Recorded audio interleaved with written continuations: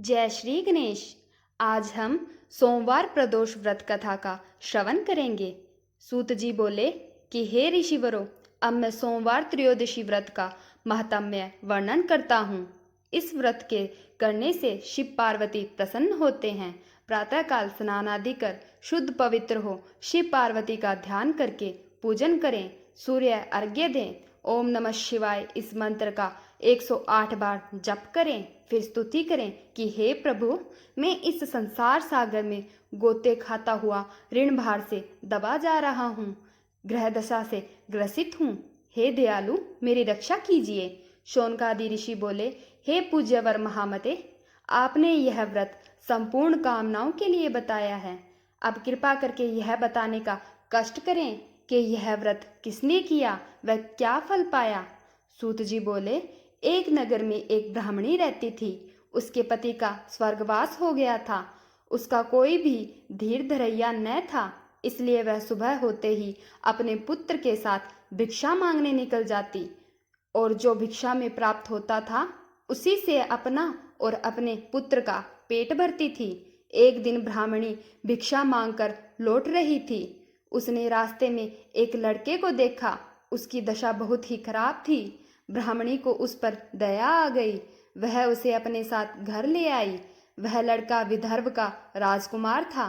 पड़ोसी राजा ने उसके पिता पर आक्रमण कर उसके राज्य पर कब्जा कर लिया था, इसलिए वह मारा मारा फिर रहा था। ब्राह्मणी के आश्रम में वह ब्राह्मण कुमार की तरह पलने लगा। एक दिन ब्राह्मण कुमार और राजकुमार खेल रहे थे। उन्हें वहां गंधर्व कन्याओं ने देख लिया। वे राजकुमार पर मोहित हो गई। ब्राह्मण कुमार तो घर लौट आया, लेकिन राजकुमार अंशुमति नामक गंधर्व कन्या से बात करता रह गया।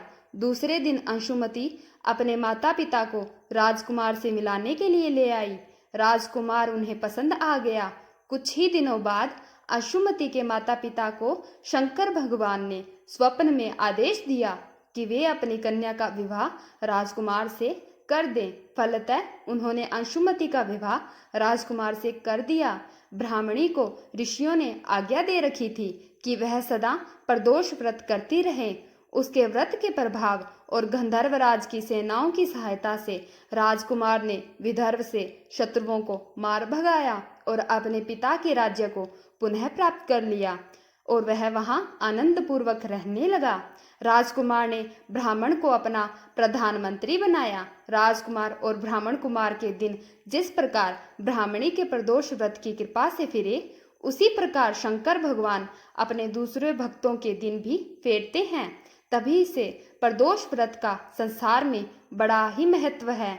बोलो शंकर भगवान की जय हो।